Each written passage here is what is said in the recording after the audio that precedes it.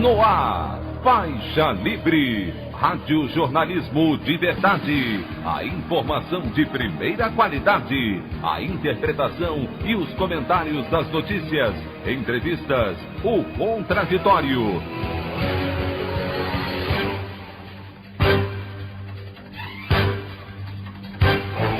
Tudo para aproximar você cada vez mais da realidade do Brasil e do mundo.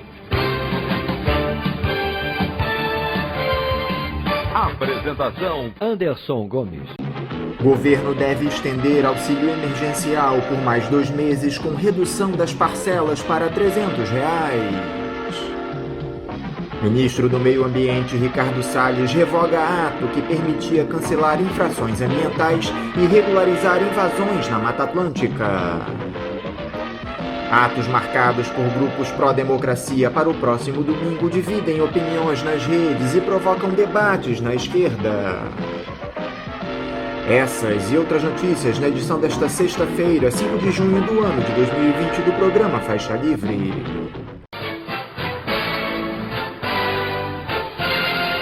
O comentário de Anderson Gomes.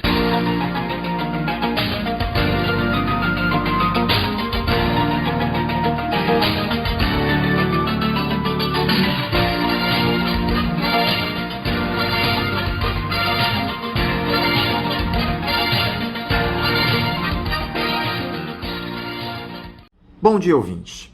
Com a escalada autoritária da retórica bolsonarista, os debates no campo democrático, em especial na dita esquerda, se ampliam para a definição da melhor tática de combate aos arroubos do presidente e de sua claque. Talvez a discussão mais recente e que exigiu maior atenção tenha se dado em torno de um texto publicado pelo antropólogo Luiz Eduardo Soares, onde ele alerta para o erro daqueles que se organizam para ir às ruas no próximo domingo, clamar contra a ditadura que o ex-capitão do Exército ameaça implantar no país.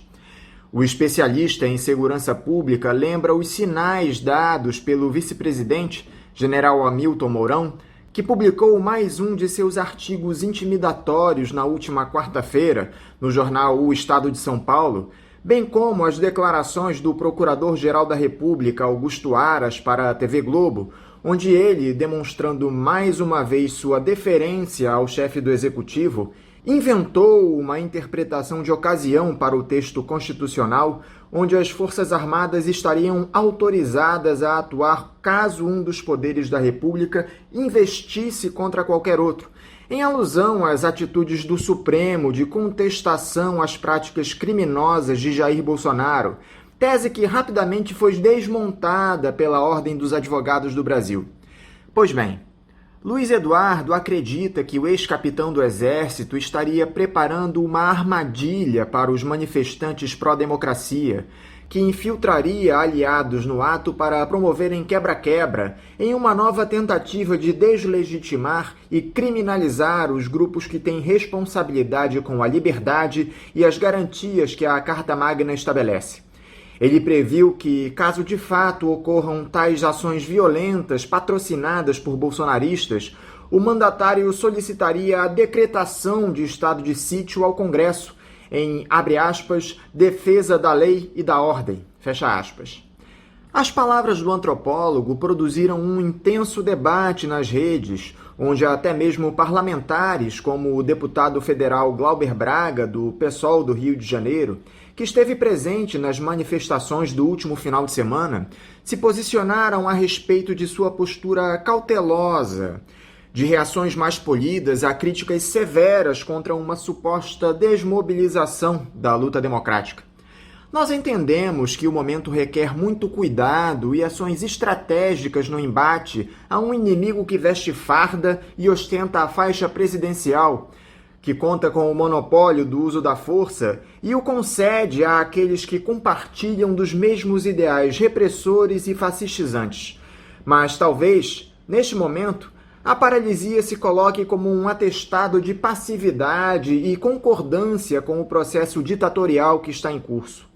Quaisquer atitudes que tomemos certamente serão utilizadas pelo bolsonarismo contra nós. Há de se observar isso. O temor daqueles que se opõem à presença da população nas ruas, não apenas por conta dos riscos políticos que isso pode provocar, mas pela possibilidade clara de disseminação ainda maior do coronavírus, é legítimo e merece todo o nosso respeito. Contudo, a reflexão, a qual convido todos a fazer, diz respeito àquilo que a omissão de se agir em um momento tão grave da história do nosso país pode provocar. Os agitadores podem ser neutralizados pela expressão das massas organizadas, como chamou a atenção o jornalista Milton Temer. A realidade, mais uma vez, se impõe, e precisamos estar firmes e alertas em defesa do nosso maior bem, que é a democracia. A história é quem vai nos condenar ou nos absolver. A opinião do Faixa Livre. Bandeirantes, 1360. Estamos apresentando Faixa Livre. Fique em casa e defenda a educação, a saúde pública e a pesquisa brasileira. Seja solidário. A vida vale mais que os lucros. Uma campanha do ANDES, Sindicato Nacional dos Docentes das Instituições de Ensino Superior. Voltamos a apresentar Faixa Livre. Estamos de volta, ouvintes, com o início da edição de hoje do programa Faixa Livre, que tem na sua produção a jornalista Celeste Sintra, auxiliada pela também jornalista Natália Moraes, tendo no comando do áudio o Francisco. Meu bom dia a todos. E meu bom dia também a você, que pode aqui participar nos enviando mensagens eletrônicas para o endereço ouvinte@programafaixalivre.com.br ou ainda registrando suas participações diretamente nas nossas redes sociais. No Facebook, nossa página é o Programa Faixa Livre. No Twitter e no Instagram, para deixar o seu recado, basta seguir os perfis @PGM Faixa Livre. Lembrando que as participações por telefone estão inviabilizadas, pois durante o período da pandemia do novo coronavírus, nosso programa está sendo gravado no dia anterior à sua veiculação. Pedimos desculpas aos nossos ouvintes que costumam interagir conosco desta forma, mas foi a maneira encontrada pela equipe do Faixa Livre para mantê-los informados sobre o que acontece no país e no mundo com essa nossa visão crítica, e ao mesmo tempo preservando a saúde dos profissionais que levam o programa ao ar. O Faixa Livre pode ser acompanhado também pelo nosso aplicativo para celulares com sistema operacional Android. O nome do aplicativo é Programa Faixa Livre. Os ouvintes também têm acesso à transmissão pelo nosso site, o www.programafaixalivre.com.br, ou pela página da Associação de Engenheiros da Petrobras, a AEPET, uma das nossas entidades patrocinadoras, no www.aepet.org.br. Para quem perdeu alguma das edições ou quer ouvir novamente o Faixa Livre, os áudios das entrevistas e editoriais estão disponíveis no nosso podcast, nos aplicativos Spotify, Deezer e Castbox. E dando início às nossas entrevistas, eu cumprimento o deputado estadual pelo PSOL, Flávio Serafini. Flávio Serafini, bom dia. Bom dia, um prazer estar de novo aqui com vocês do Faixa Livre, programa tão importante para discutir a realidade do Rio de Janeiro, que infelizmente tem andado tão difícil nos últimos anos. Flávio, muito obrigado por novamente conversar conosco aqui no Faixa Livre. Flávio, o estado do Rio de Janeiro reproduz em escala reduzida todo o caos que se instalou no país. Já rivalizamos com São Paulo como a unidade da federação com maior número de mortes provocada pela Covid-19. Até agora, quase 6.000 pessoas foram a óbito pela doença. Na política, o governador Wilson Witzel é figura central em um escândalo de fraudes na saúde, em especial na construção daqueles 7 hospitais de campanha para tratamento da pandemia, contratos firmados sem licitação com a organização social IABAS, que só entregou uma das unidades de saúde e acabou sendo afastada na última quarta-feira da gestão. Antes de nos aprofundarmos nos debates desses temas, eu gostaria de saber qual é o seu sentimento, não como parlamentar, mas como morador do Rio de Janeiro, diante de tudo isso que está colocado. O sentimento é de revolta. A gente viu um governador que se elegeu com um discurso extremamente moralista, inclusive sobre vários aspectos violento, dizendo que ia combater a criminalidade, inclusive de forma ilegal, inconstitucional. ampliando a violência nas políticas de segurança pública. De repente, a gente vê esse governo naufragar num monte de denúncias de corrupção. A gente vê esse governo sem nenhuma condições de dar resposta para as diferentes crises que o Rio de Janeiro está mergulhado, no campo econômico, no campo político e na crise sanitária, que num primeiro momento nos deu alívio que ele não tivesse se alinhado com a linha de morte que o governo federal adotou, de negar a gravidade do coronavírus. O governo, no final, se viu mergulhado nessas denúncias de corrupção e incapaz de entregar o que tinha prometido. De 1.500 leitos prometidos, menos de 10% foram entregues, enquanto uma parte da população está morrendo na fila das UPAs, dos hospitais municipais e dos hospitais estaduais. O sentimento é de revolta e, de alguma forma, marca o fracasso da ascensão da extrema-direita no Brasil. Bolsonaro, a nível nacional, nessa escalada autoritária, absolutamente incompetente, abaixo da responsabilidade que tem. E aqui no Rio de Janeiro, o governo Witzel se transformou numa disputa de facções, algo absolutamente revoltante. Como eu já citei anteriormente, o governador afastou Aiabas da construção desses hospitais de campanha em uma clara tentativa de se descolar desse problema. Só que o argumento de Witzel para anunciar o rompimento do contrato seria a compra pela OS de carrinhos de anestesia no lugar de respiradores. Deixa eu tentar entender essa história, Flávio. Aiabas havia informado que iria adquirir 500 respiradores, equipamentos muito mais complexos que esses tais carrinhos de anestesia, que nem servem à mesma finalidade, por $20 mil cada. Eu fiz uma busca rápida na internet e constatei que um desses carrinhos de anestesia custa, em média, uns R$15 mil. Fazendo uma conta a grosso modo, considerando o dólar cotado a R$5, cada respirador desses sairia a R$100 mil. Onde é que foi parar o dinheiro dessa diferença? O contrato com a Aiabas era de mais de 850 milhões. Mais de 250 milhões chegaram efetivamente a ser pagos. Uma parte desse dinheiro pago foi destinado para a compra de equipamentos e para a montagem das estruturas dos hospitais de campanha que seguem incompletos espalhados pelo Estado. Agora, com a Fundação Estadual de Saúde assumindo esses contratos, a primeira coisa que tem que ser feita é uma avaliação de quanto já foi investido pelo Aiabas, tanto nessas estruturas quanto em recursos humanos. Isso vai ter que ser descontado e o governo tem que conseguir a devolução do dinheiro que não foi gasto. Isso não é um cálculo simples, porque inclusive uma parte dessas estruturas que foram montadas com esses hospitais de campanha pode ser que não tenham sequer mais utilidade, porque até esses hospitais ficarem prontos, talvez a necessidade de leitos já seja menor do que a que estava sendo projetada, porque a avaliação é de que o pico do coronavírus no estado do Rio de Janeiro deve estar chegando nas próximas 2 semanas, que vai ser um momento onde a gente vai ter a maior demanda de leitos.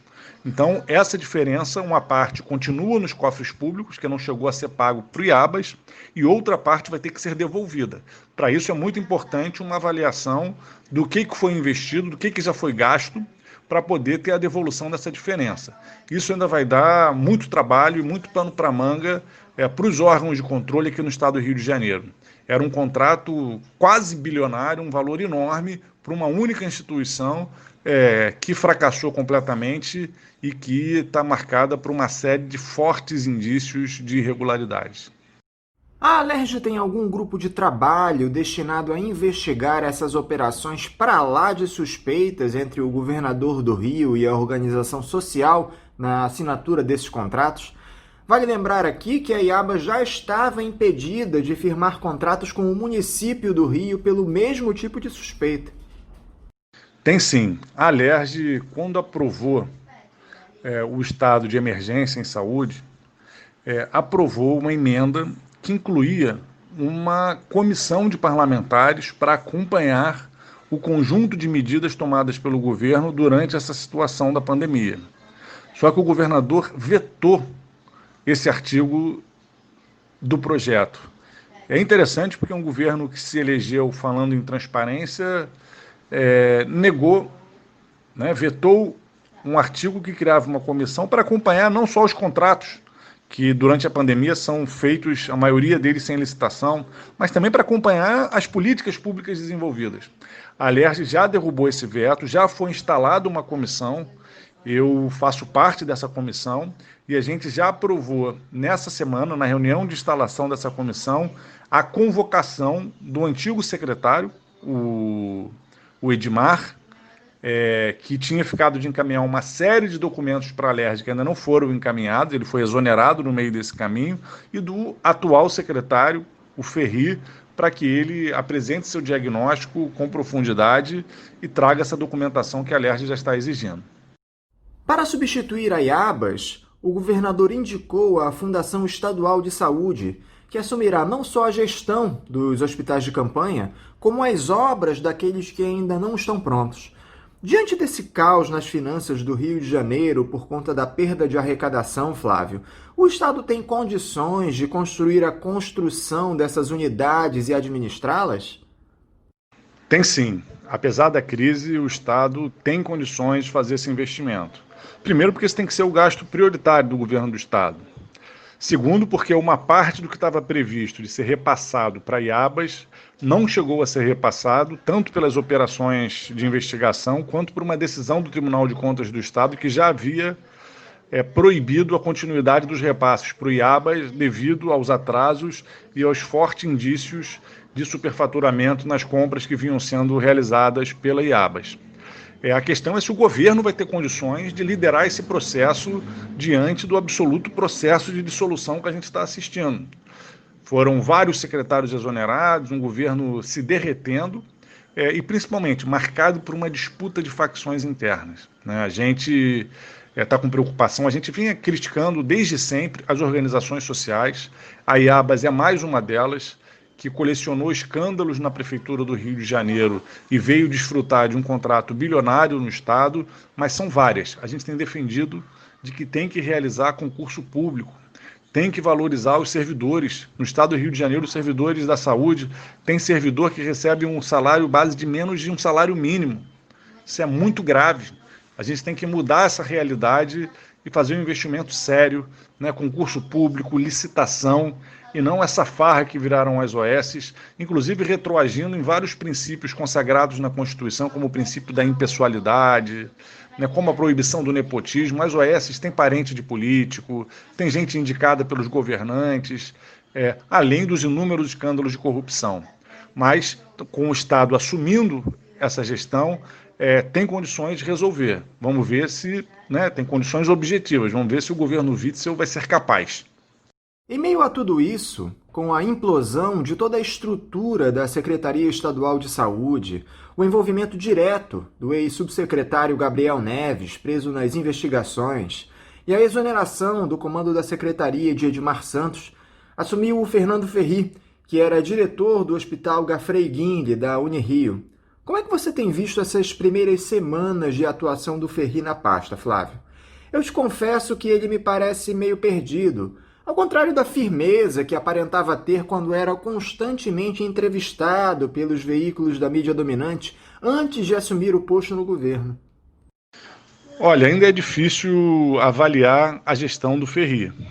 Um ponto positivo foi a ruptura desse contrato com a OS IABAS, que demorou, mas que pelo menos aconteceu.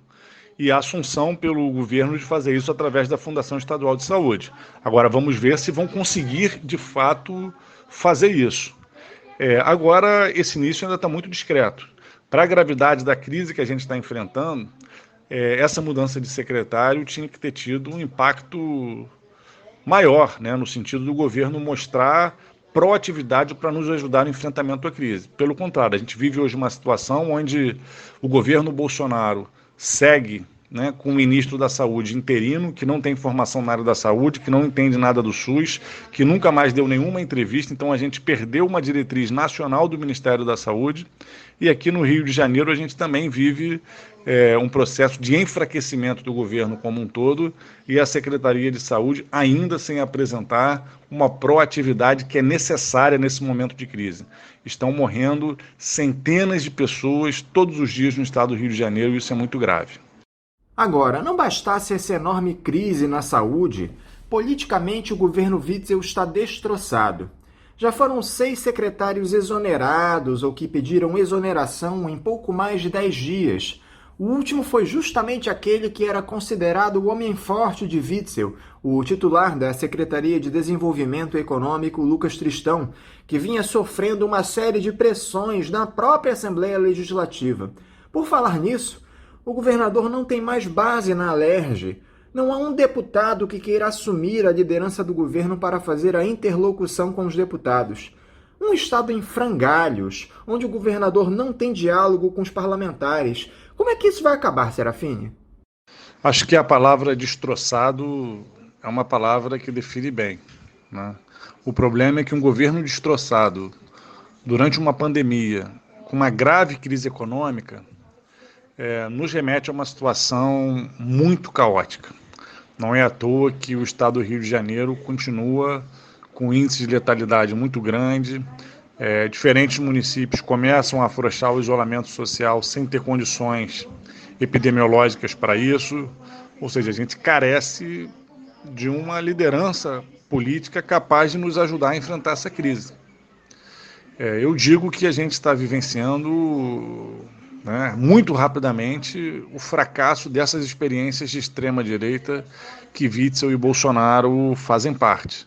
Só que isso tem se dado de forma dramática, tanto a nível federal quanto aqui no governo estadual. E o problema é que não dá para saber como que isso vai acabar, porque a crise continua, o governo continua, 6 secretários trocados, o governo está sem líder na Assembleia Legislativa há 5 dias, e a gente, ou seja, está navegando na incerteza. A gente, desde o início da crise, tentou, mesmo sendo um partido de oposição, que temos feito enfrentamentos muito grandes com o governo Witzel, trabalhar para ter uma agenda comum de preservação à vida, mas infelizmente o governo está naufragando nessa disputa de facções internas. É importante, inclusive, destacar que as exonerações nem estão diretamente destacadas com secretários envolvidos nos esquemas.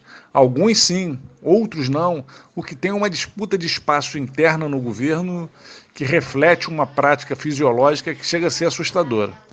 Parece que já há 10 pedidos de impeachment protocolados na Alerj contra o governador. O presidente da casa, André Ceciliano, do PT, já avisou que, se algo não for feito com urgência, vai acabar autorizando a tramitação de um desses pedidos. Parece que já está mais do que na hora, não é, Serafine? A gente acha que sim. A bancada do PSOL procurou outros parlamentares de partidos da esquerda, entramos com pedido de impeachment conjunto envolvendo 8 parlamentares e sustentado em 3 eixos. O primeiro, uma batalha que a gente tem feito desde o início do governo Witzel, que é a política de segurança genocida do governo dele. Ele é um governador, um ex-juiz federal que estimula execuções sumárias, que estimula a violência na política de segurança. Isso é inconstitucional e criminoso.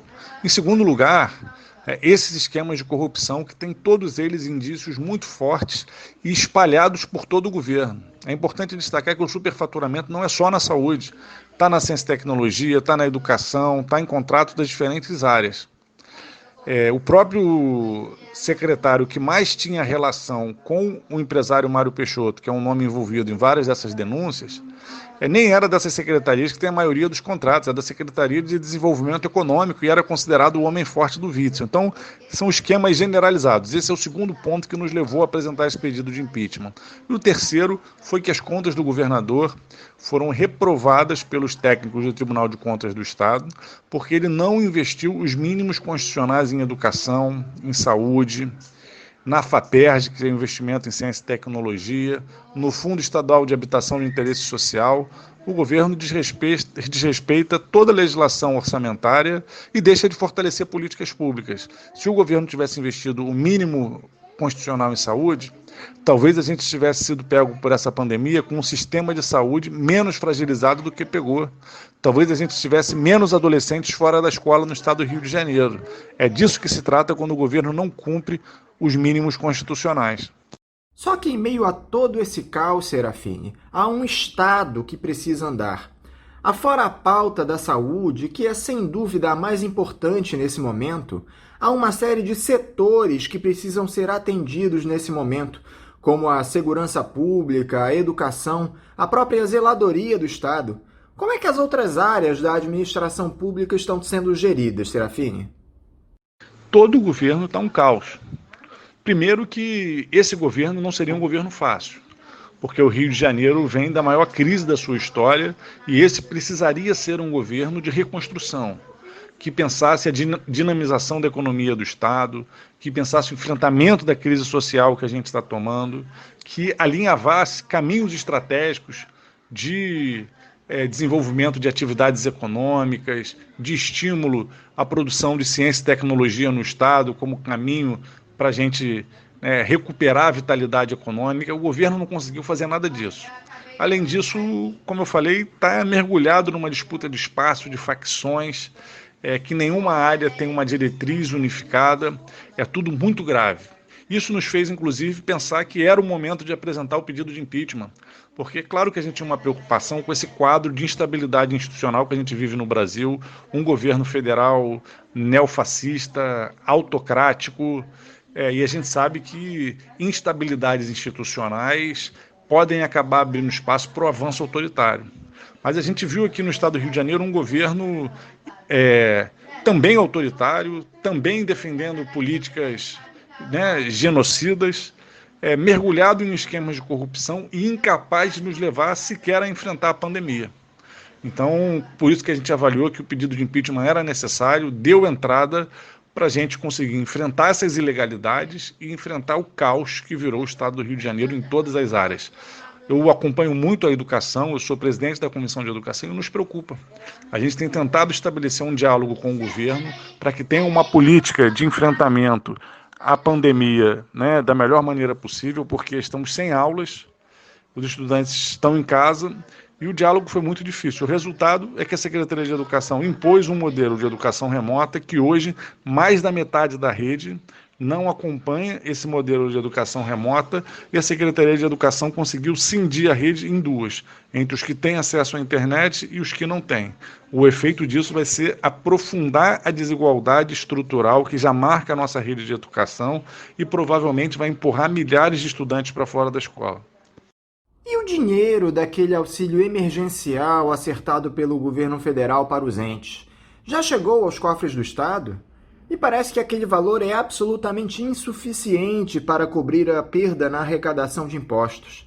Já há uma alternativa financeira? A LERJ já estuda alguma outra possibilidade de trazer recursos para o Estado, Serafine? O Estado do Rio de Janeiro projeta para esse ano uma perda de arrecadação que deve girar ao redor de 6 bilhões de reais. A ajuda federal fica ao redor de 2 bilhões e meio. Então, não é suficiente para a gente enfrentar a crise que está colocada à nossa frente, porque a pandemia ela nos coloca num cenário de aumento dos gastos com saúde pública para enfrentar essa crise sanitária e de queda de arrecadação com a redução da atividade econômica, com a necessidade de fazer o isolamento social. A proposta era que esse valor fosse mais alto, mas o governo Bolsonaro lutou para diminuí-lo o máximo possível. Isso é muito grave, porque isso se transformou no principal instrumento de chantagem do Bolsonaro para fazer com que estados e municípios afrouxem o isolamento social. Por quê? Porque nem município, nem estado podem se endividar sem autorização do governo federal e de forma muito rápida. Então, só quem tem instrumentos monetários e fiscais para pegar empréstimo ou para produzir moeda e fazer a economia continuar funcionando é o governo federal. É o que aconteceu nos Estados Unidos, é o que aconteceu na maior parte dos países na Europa, é o que aconteceu na China. Aqui o governo Bolsonaro diminuiu essa ajuda ao máximo que pôde para fazer uma chantagem com estados e municípios. Então, o dinheiro que vai chegar no Rio de Janeiro nos próximos dias vai ajudar, claro, mas vai ser muito pouco. Até porque a outra forma de ajuda, que é a suspensão no pagamento da dívida dos estados com o governo federal, no caso do Rio de Janeiro, por a gente já estar no regime de recuperação fiscal, não faz diferença. Então, é um dinheiro que ajuda, mas que é muito insuficiente. A gente na Alerj tem, na verdade, nos últimos anos se debruçado a buscar novas receitas. Nesse momento estamos fazendo um debate importante sobre tributação sobre a cadeia do petróleo, porque o Rio de Janeiro é um estado muito prejudicado no Pacto Federativo, porque ele é um estado que hoje tem a sua principal cadeia produtiva vinculada à extração do petróleo, que tem uma tributação não onde ele é produzido, mas onde ele é processado. Então a gente produz 80% do petróleo nacional, mas não recebe impostos proporcionais a essa produção. Então agora a gente está fazendo um debate de que isso tem que ser revisto naturalmente, né? Parte da discussão do Pacto Federativo, mas a gente tem feito um debate também de que a gente tem que pensar como então que a gente pode fazer com que a incidência tributária sobre a cadeia do petróleo compense esse desequilíbrio que a gente tem no Pacto Federativo. Nesse momento, acho que essa é a principal discussão que a gente pode fazer na Alerj para buscar não só melhorar o orçamento público, mas principalmente para buscar estimular mecanismos de diversificação da nossa economia. Esse hoje é o nosso principal desafio, é romper com a dependência da cadeia do petróleo.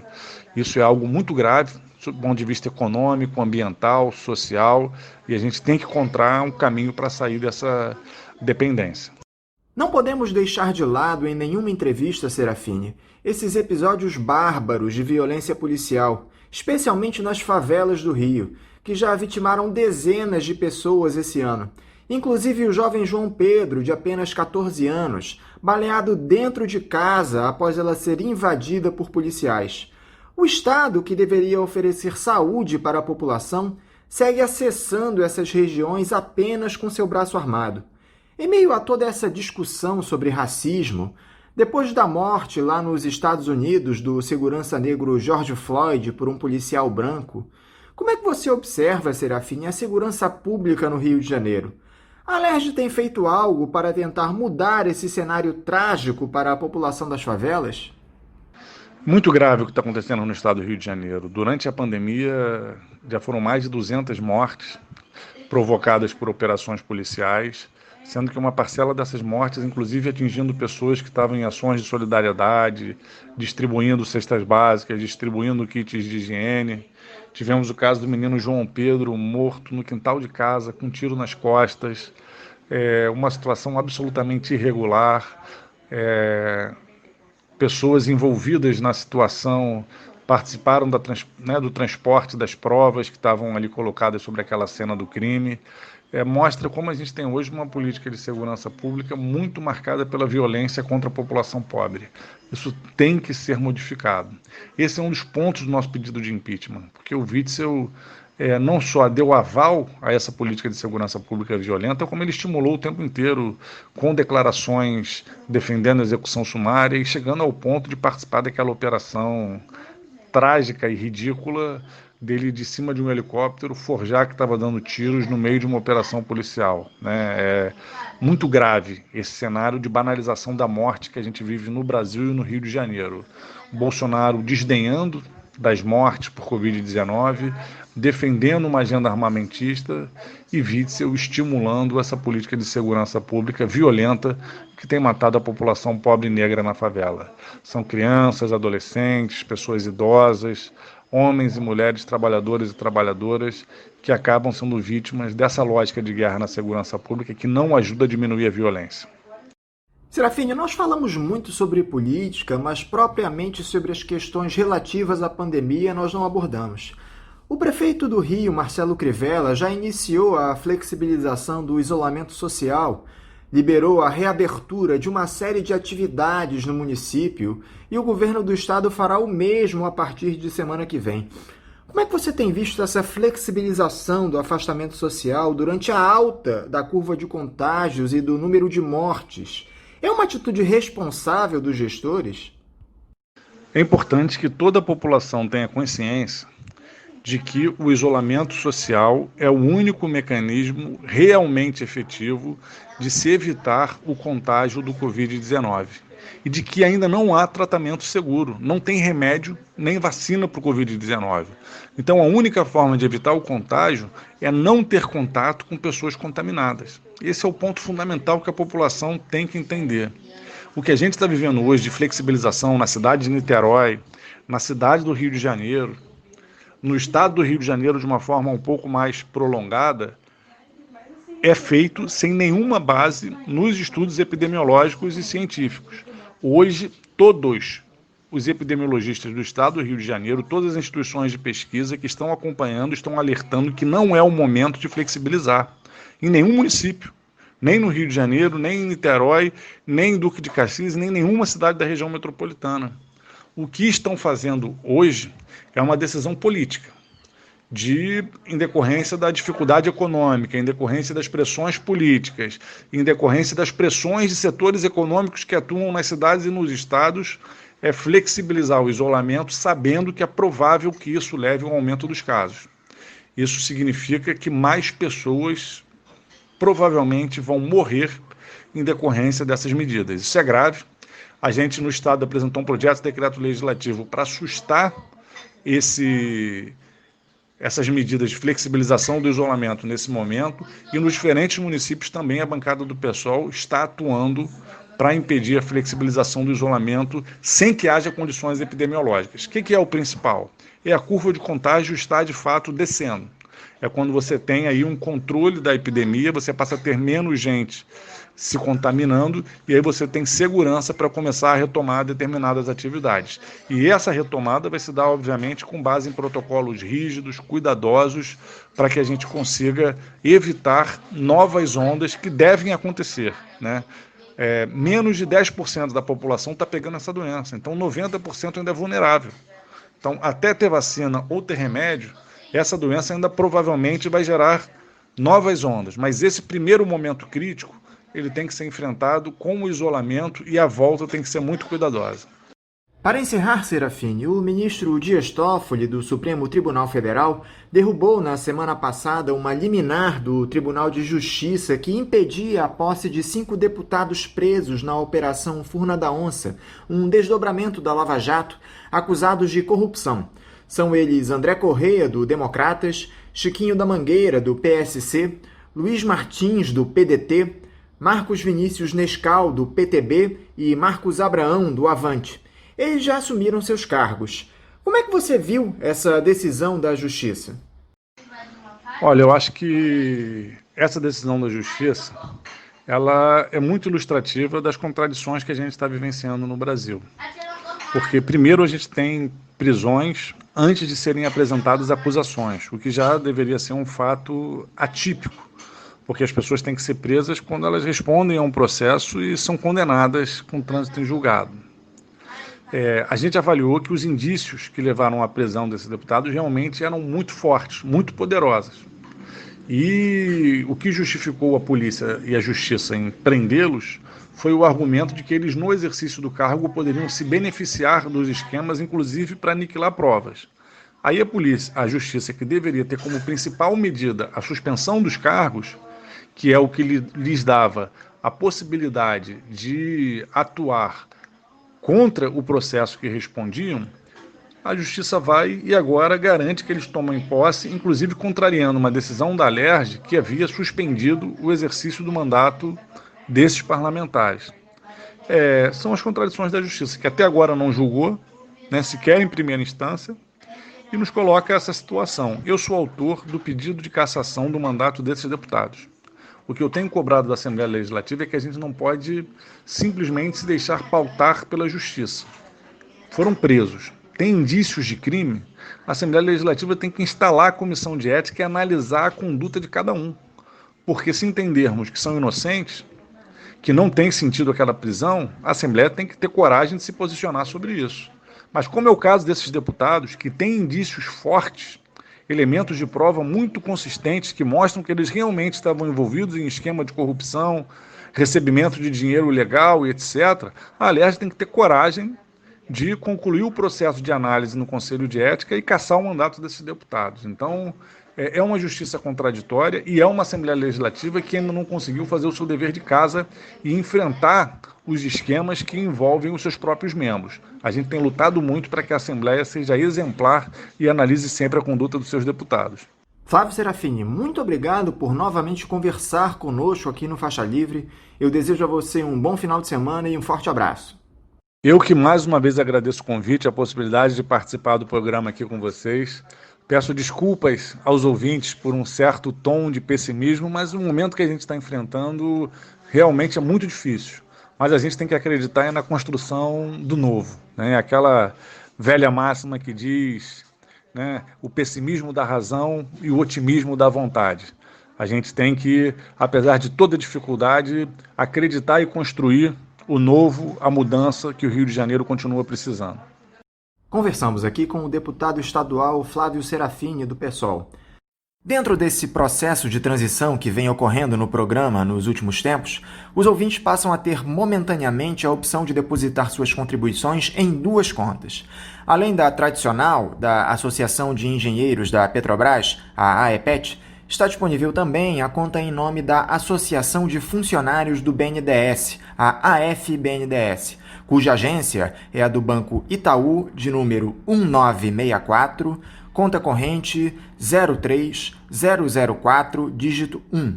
Repetindo, Banco Itaú, agência 1964, conta corrente 03004, dígito 1. Durante este período de excepcionalidade, os depósitos nas duas contas serão aceitos, sendo destinados ao financiamento dos custos do Faixa Livre. Mas pedimos àqueles que puderem encaminhar suas contribuições para a conta da AFBNDES que o façam, pois em futuro próximo, esta será a única forma de proceder às doações ao programa. Repetindo mais uma vez a conta do Banco Itaú, agência 1964, conta corrente 03004, dígito 1. Vamos agora a um rápido intervalo. Voltaremos daqui a pouco. Fique em casa e defenda a educação, a saúde pública e a pesquisa brasileira. Seja solidário. A vida vale mais que os lucros. Uma campanha do Andes, Sindicato Nacional dos Docentes das Instituições de Ensino Superior. Voltamos a apresentar Faixa Livre. Estamos de volta, ouvintes, e agora eu cumprimento o ambientalista do movimento Bahia Viva, Sérgio Ricardo. Sérgio Ricardo, bom dia. Bom dia, Anderson. É uma satisfação estar aqui de volta ao nosso programa Faixa Livre e bater esse papo contigo e com os nossos ouvintes. Nesse Dia Mundial do Meio Ambiente na Resistência, em que nós estamos debatendo sobre o mundo que queremos pós-pandemia Covid-19. Muito obrigado, Sérgio, por conversar conosco novamente aqui no programa. Sérgio, hoje é celebrado o Dia Mundial do Meio Ambiente, só que me parece que não há muito a comemorar.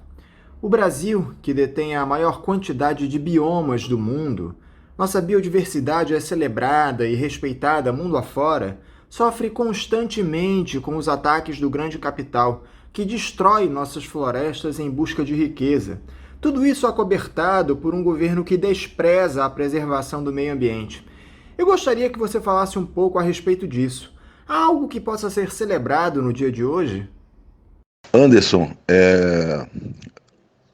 primeiro eu gostaria aqui de meu nome, em nome do Movimento Bahia Viva, prestar as nossas condolências, nossos sentimentos, né?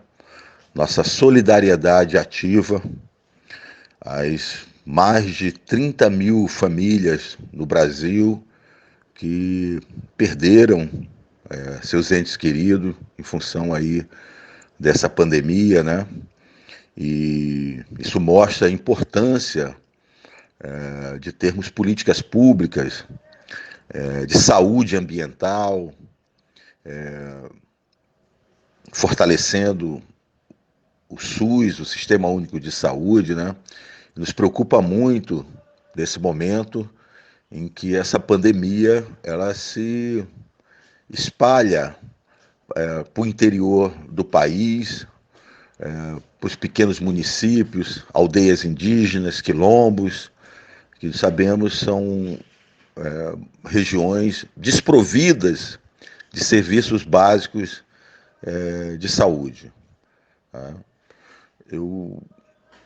Esse contexto do Covid-19 é parte de uma crise civilizatória mais profunda. Na verdade, essa crise ela está sendo anunciada pelos ecologistas, pelos cientistas, há mais de 40 anos. Exatamente em 1968, foi o ano que eu nasci, que fóruns internacionais, no âmbito da Organização das Nações Unidas, a ONU, têm alertado para uma crise ecológica. Depois disso, nós tivemos a Conferência de Desenvolvimento Humano da ONU, em 1972, em Estocolmo, na Suécia. Tivemos a Eco 92, no Rio de Janeiro, em 1992, e tivemos mais recentemente a Rio +20, em 2012, também aqui no Rio de Janeiro. Em todas essas conferências internacionais,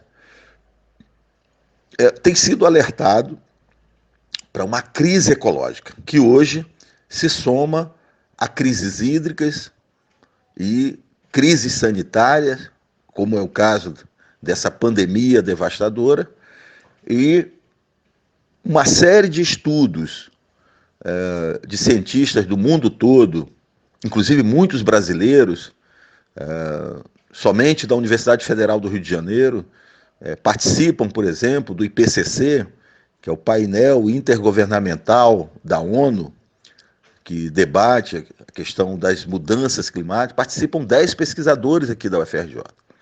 E todos eles têm alertado em seus documentos que estamos caminhando para um período de crise climática, e muitos já falam, inclusive, de uma emergência climática. Portanto, essa convergência de crises, esse cenário de múltiplas crises ecológica, hídrica e sanitária, e essa situação de risco de uma emergência climática, que nós temos visto os crescentes efeitos climáticos extremos em diversas partes do planeta, é fruto de uma opção por um modelo de desenvolvimento, o sistema capitalista, que tem na sua espiral de acumulação exatamente na destruição do planeta. O capitalismo tem devorado o planeta Terra, e com ele os povos. Com um avanço tecnológico, e em especial dos meios de comunicação nas últimas décadas, a própria mão de obra trabalhadora, ela tornou-se algo quase obsoleto, porque hoje uma máquina, um robô, faz o trabalho que centenas ou milhares de trabalhadores realizavam no espaço da fábrica. Então, é isso que explica esse crescente desemprego estrutural que nós temos no Brasil e em diversas outras nações. Portanto, é preciso frear essa marcha a um verdadeiro suicídio coletivo, que é a manutenção desse sistema econômico, extremamente predatório. A marca do capitalismo é exatamente o seu progresso destrutivo. O capitalismo, para gerar riqueza para poucos, nós temos agora os chamados super ricos. No Brasil, cerca de 58 famílias detêm mais de 80% da riqueza nacional. É uma coisa absurda, desumana. Portanto, é preciso frear esse sistema, construirmos uma outra economia, em que os consumismos desenfreados, instantâneos, e o modo de produção sejam radicalmente modificados. Eu acredito que esse Dia Mundial do Meio Ambiente 2020, é um dia de resistência, mas também um dia de reflexão, porque nesse momento nós temos visto que muitos estão em quarentena, as pessoas estão resgatando eu diria, uma nova suavidade. As pessoas estão mais sensíveis, revalorizando a natureza. E em diversas cidades tem sido observado o retorno da avifauna, uma melhoria da qualidade da água dos corpos hídricos. Um exemplo desse é a própria Baía de Guanabara, tão sacrificada por um modelo urbano industrial predatório, né? O retorno de espécies marinhas que há muito tempo não apareciam aqui, como, por exemplo, tubarão-baleia. Nas mídias sociais, na própria imprensa, tem aparecido vídeos de pescadores gravados em celular, mostrando bandos de boto cinza na Baía de Guanabara, é uma espécie ameaçada de extinção.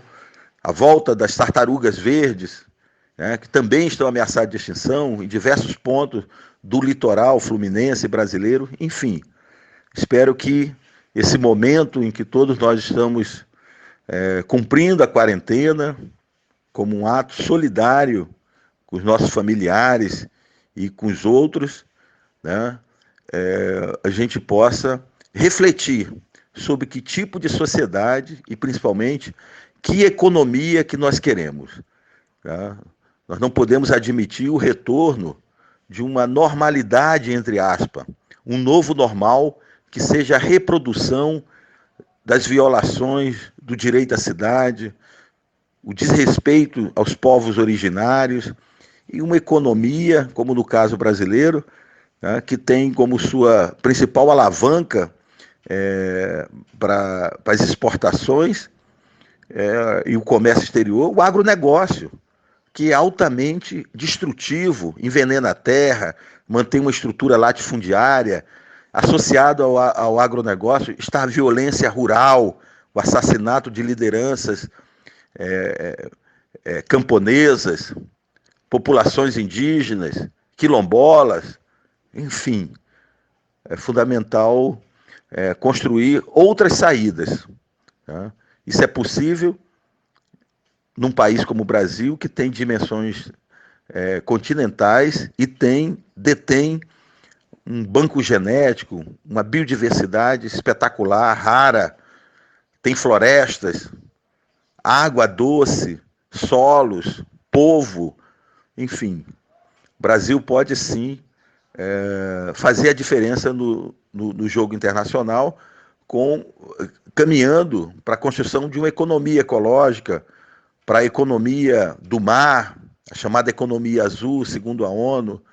Mas para isso é fundamental, por exemplo, retomar os investimentos na área de ciência e tecnologia, que foram abandonadas aí nos últimos anos, em especial a partir de 2016, quando o país sofreu uma ruptura constitucional, um golpe institucional. Isso feriu profundamente a democracia brasileira, a ponto que estamos vivenciando hoje um cenário de proto-fascismo. Né? As autoridades, o presidente da República, pregando golpe militar. Então, é preciso reverter tudo isso. Isso depende da consciência e da mobilização do povo brasileiro. O que é que o Bahia Viva fará para lembrar a data, Sérgio? Vocês estão programando algum tipo de ação, ainda que haja essas restrições provocadas pela pandemia? Olha, nesse momento, né, nós do Bahia Viva estamos respeitando as orientações da Organização Mundial de Saúde, estamos todos de quarentena, evitando aglomeração, usando álcool gel, máscara, as poucas vezes que temos que ir à rua, né? Eu mesmo aqui eu saio apenas uma vez por semana para ir na feira, que fica na rua em que eu moro, de máscara, tudo que tem direito para se prevenir, né? E prevenir os outros também. Nas nossas redes sociais, no Instagram, Movimento Bahia Viva, e no Facebook, tem uma intensa programação de lives que nós estamos promovendo desde a segunda-feira. Todos os dias nós tratamos de um tema diferente. Hoje, no Dia Mundial do Meio Ambiente, dia 5 de junho, trataremos do projeto Universidade do Mar da Baía de Guanabara, e a cada dia nós temos 3 convidados, né? Sempre um homem e uma mulher debatendo o tema do dia para manter esse equilíbrio de gênero também nas falas. E após as lives, nós temos uma live cultural, sempre com músico convidado, tá? Então, nas redes sociais do Bahia Viva é possível ver essas lives fazem parte de uma ação de ativismo ambiental, de educação ambiental crítica, tá? E tem sido muito rico o debate, tá? Além disso, o Bahia Viva lançou na segunda-feira um programa de voluntariado, tá? Nós temos uma atuação aqui na defesa das águas no estado do Rio de Janeiro, não apenas na Baía de Guanabara, mas na defesa também da Baía de Sepetiba, Baía da Ilha Grande, das lagoas costeiras, dos rios, dos mananciais que abastecem as cidades no estado do Rio de Janeiro. Nós precisamos de ajuda, precisamos de mais participação de estudantes, de jovens, de profissionais, de cidadãos, né? De pessoas que possam nos ajudar nas nossas campanhas de educação ambiental, nas nossas estratégias de cyberativismo, na realização pós-pandemia de mutirões, por exemplo, de plantio, né? Uma série de desenvolvimento de estudos, pesquisas que realizamos em parceria com diversas universidades aqui no estado do Rio de Janeiro. Enfim, nosso programa de voluntariado, todas as informações estão disponíveis nas nossas redes sociais. Então, além do programa de voluntariado do Bahia Viva, que nós estamos querendo mobilizar mais pessoas em defesa das causas socioambientais e das águas aqui no estado do Rio de Janeiro, nós estamos lançando, Anderson, hoje, dia 5 de junho, o site do Movimento Bahia Viva, né? Que é fruto de um trabalho coletivo, de várias mãos, cabeças e corações, né? Para disponibilizar informação, dados, a agenda das lutas aqui no estado do Rio de Janeiro e no Brasil. E, além disso, nós estamos lançando a nossa vaquinha pela plataforma Apoia-se, né? Qualquer pessoa poderá colaborar financeiramente com Bahia Viva a partir de R$5, para que a gente possa garantir as nossas mobilizações, né? A produção dos materiais, né? As nossas campanhas de educação ambiental, para que a gente possa estruturar melhor essa nossa área de cyberativismo, que é uma estratégia de luta política, utilizando as ferramentas das tecnologias digitais, né? E para que a gente possa também promover os fóruns, os seminários, né? As barqueatas, as expedições científicas de barco. Tudo isso requer uma infraestrutura. E o Bahia Viva, ele não tem nenhuma fonte de financiamento oriunda de empresas, de governos. Os recursos que entram no Bahia Viva, eles são alocados pelos seus próprios membros, pelos ativistas, pelos militantes, ou projetos educativos, socioeducativos, em parceria com algumas organizações, e, a partir de agora, a população que puder, né, contribuir, poderá, pela internet, sem ter que se deslocar para banco, para evitar aglomeração, fazer uma doação mensal ao Bahia Viva, para nos ajudar, né, a manter as nossas lutas, as nossas campanhas e também fortalecer a área de comunicação digital do Bahia Viva. Todas as atividades do Bahia Viva, você sabe, aqui o Faixa Livre é um parceiro de longa data, elas são públicas. Nós realizamos rodas de conversa, seminários científicos, barqueatas, tudo público. Nosso objetivo é mobilizar o povo brasileiro, em especial aqui no estado do Rio de Janeiro, para as causas do bem viver, para as causas comuns. Sérgio, um dos episódios que muito nos assustou nesses últimos dias foi a gravação daquela reunião ministerial que veio à tona, onde o ministro do Meio Ambiente, Ricardo Salles, falava em passar de baseada a desregulamentação de normas em todas as áreas para satisfazer os interesses dos neoliberais. Eu queria saber a sua opinião a respeito daquela declaração do ministro, que é o responsável pela defesa do meio ambiente. Olha, Anderson, aquela reunião ministerial, ela aconteceu no dia 22 de abril. E nesse dia, no mundo todo, é o Dia Mundial da Terra. Né? Acho que tem muito simbolismo nisso tudo. Um governo autoritário, proto-fascista, em que o ministro da Educação declara que odeia os povos indígenas, em que o ecocida, ministro do Meio Ambiente, Ricardo Salles, prega a aceleração das ilegalidades, segundo ele, para passar a boiada sobre a floresta, sobre os povos indígenas. Foi um verdadeiro show de horrores.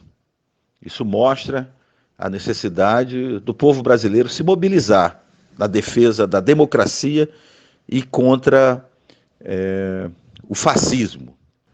Uma das principais consequências da chegada ao poder dessa força de extrema-direita no Brasil é o aprofundamento do desmonte, do desmantelamento das políticas ambientais no país. Há poucos dias foi extinta a superintendência do Instituto Chico Mendes aqui no Rio de Janeiro, transferido para São Paulo. E todos os gestores das unidades de conservação do Estado, dos parques, das áreas de proteção ambiental, da reserva biológica, foram demitidos e absurdamente substituídos por militares. Esses militares que não têm qualificação técnica na área ambiental, eles inclusive passam a receber os maiores salários da República. Além disso, o ministro ecocida, Ricardo Salles, publicou portarias que instituem uma verdadeira lei da mordaça, a censura.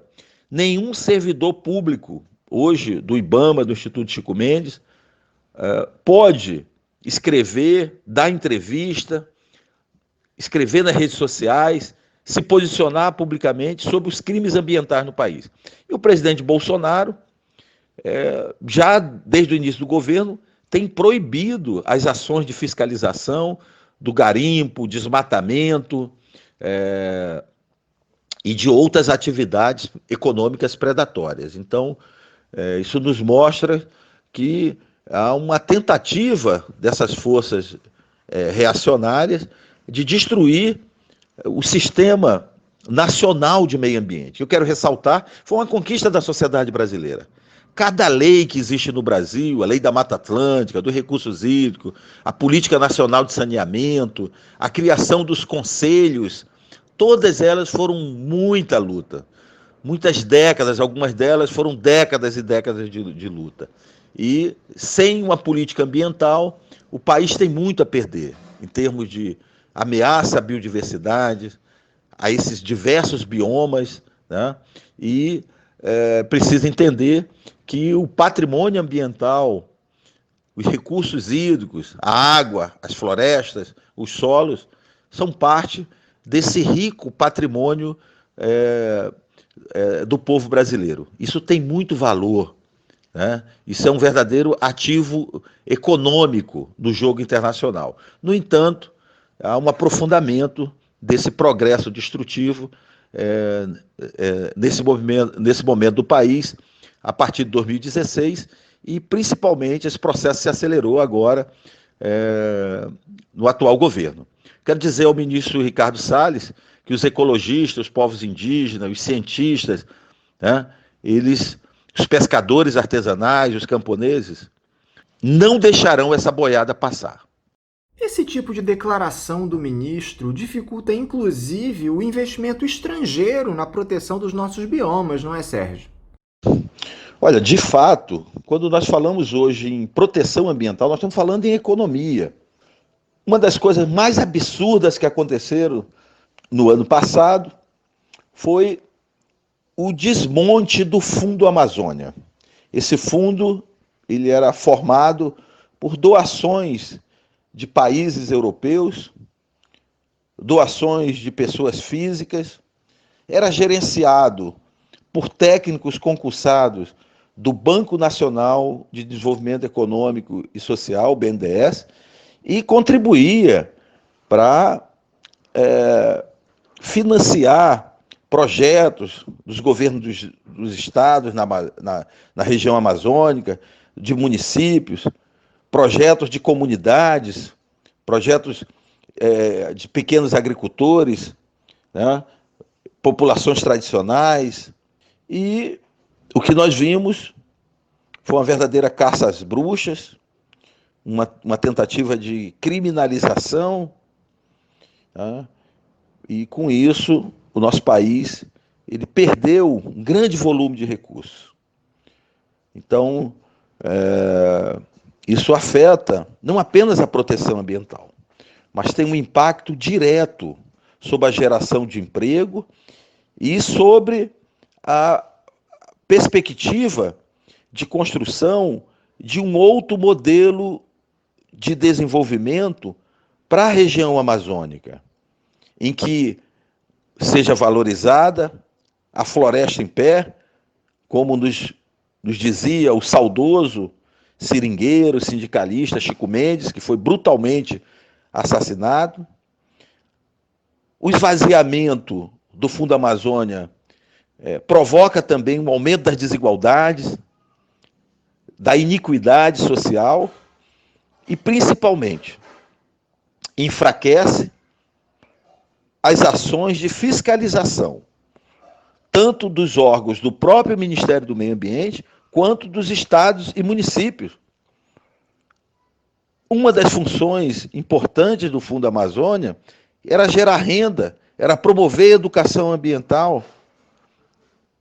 E tudo isso tem sido desmontado por essa gestão criminosa do ecocida Ricardo Salles.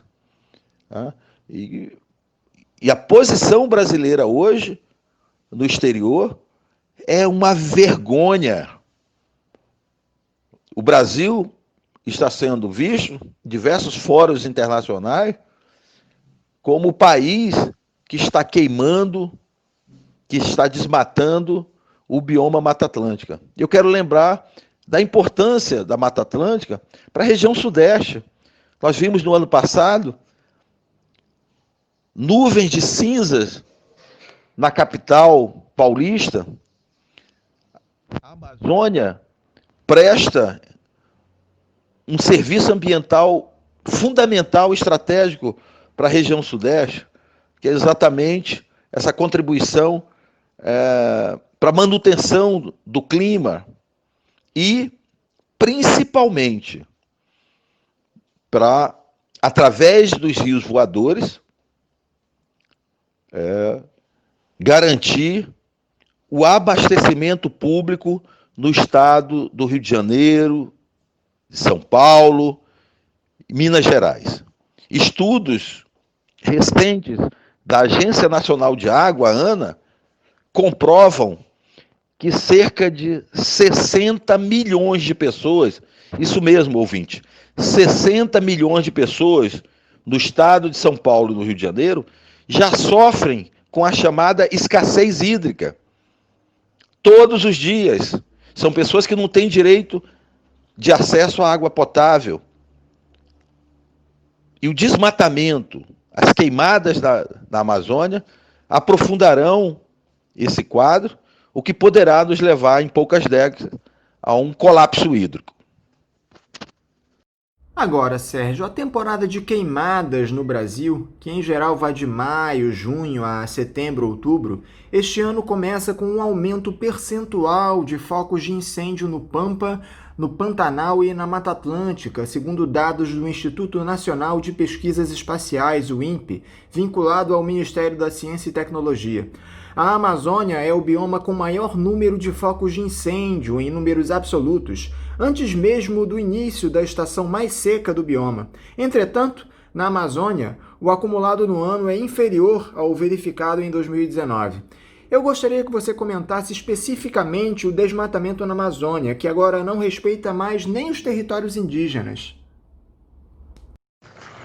Outra importante crise no setor ambiental que ocorreu no ano passado foi a tentativa do presidente da República e do seu ministro ecocida do meio ambiente de desmoralizar as pesquisas do Instituto Nacional de Pesquisas Espaciais, o INPE, que é uma instituição renomada, reconhecida a nível internacional por sua excelência, né? E, a partir daí, isso gerou a demissão do presidente daquela instituição, um renomado cientista, e logo depois, com a divulgação dos dados, ficou comprovado que as ações que vinham sendo adotadas pelo governo Bolsonaro de impedir a fiscalização de atividades econômicas predatórias estava acelerando tanto o desmatamento quanto as queimadas.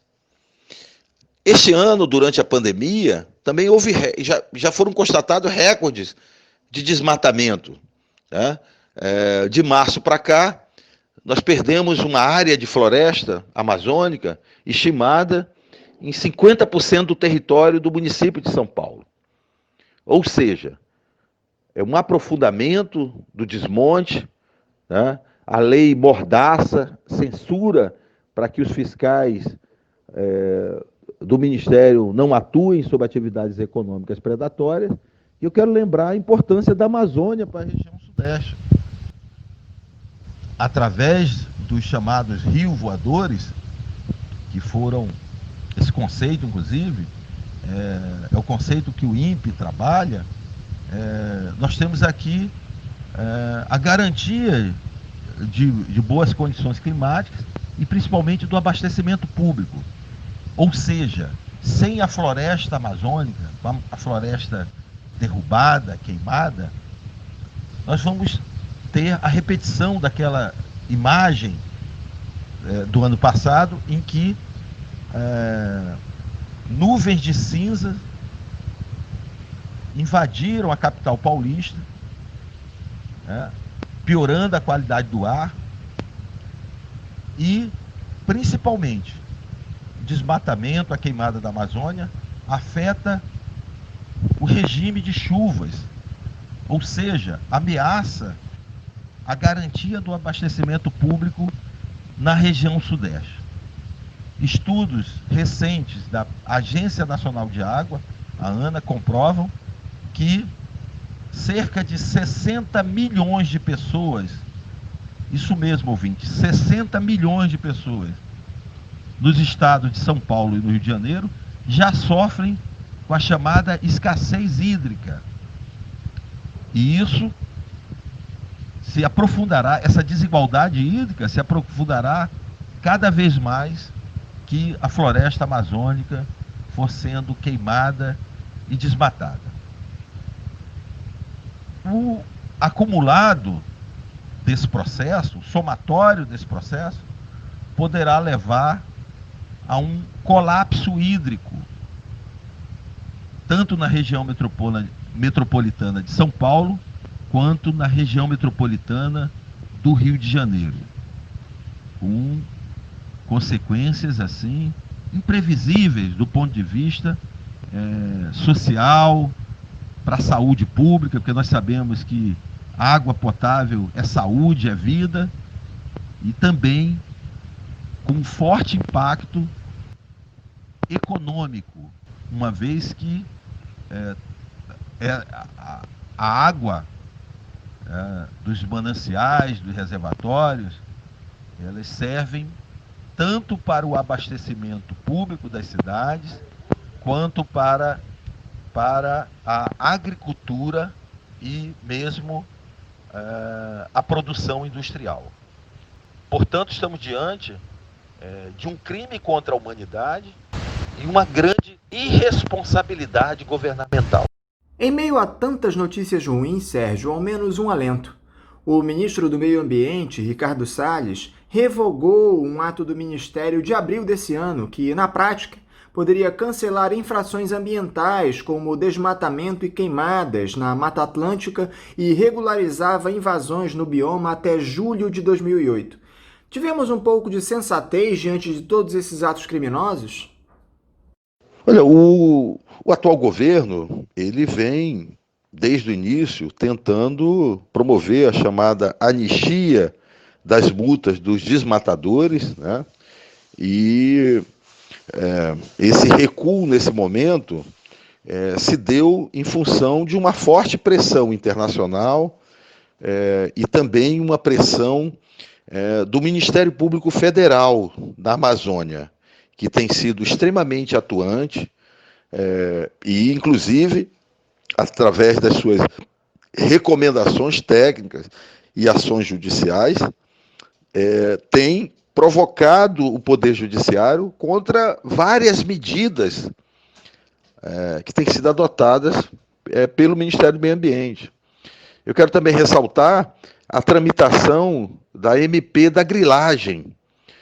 O governo federal não só pretende fazer essa anistia dos desmatadores, dos grandes matadores, como também legalizar o ilegal, legalizar a criminosa grilagem de terras de milhões de hectares na região amazônica.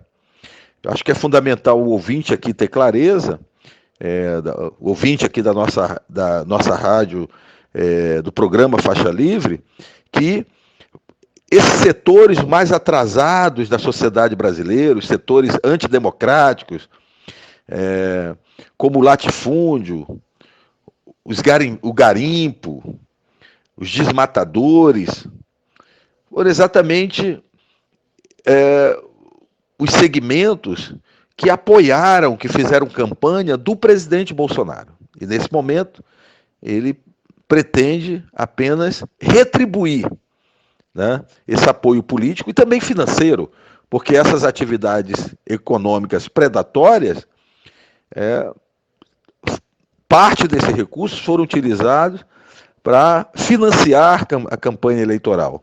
Então, e eleger, né, bancadas para a Câmara dos Deputados, para o Senado, enfim, para o Congresso Nacional, bancadas reacionárias, bancadas que trabalham diuturnamente contra a política ambiental, bancadas que, inclusive, defendem, né, a chamada bancada da bala, defendem armar a população e, com isso, aprofundar a violência no campo, né?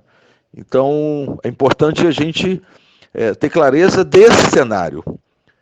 Como o Brasil chegou a esse retrocesso tão profundo. E o resultado nisso, além do aprofundamento da desigualdade no país, da desigualdade social, é exatamente essa aceleração da destruição da floresta amazônica e comprometendo aí sua rica biodiversidade, mas também os territórios dos povos originários. Você acha possível haver uma mudança nesse panorama de destruição do meio ambiente no país, Sérgio? O que a sociedade civil pode fazer para reagir diante disso? Olha, eu não tenho qualquer esperança que haja mudanças significativas, tanto nas políticas econômicas quanto nas políticas ambientais no Brasil, enquanto persistir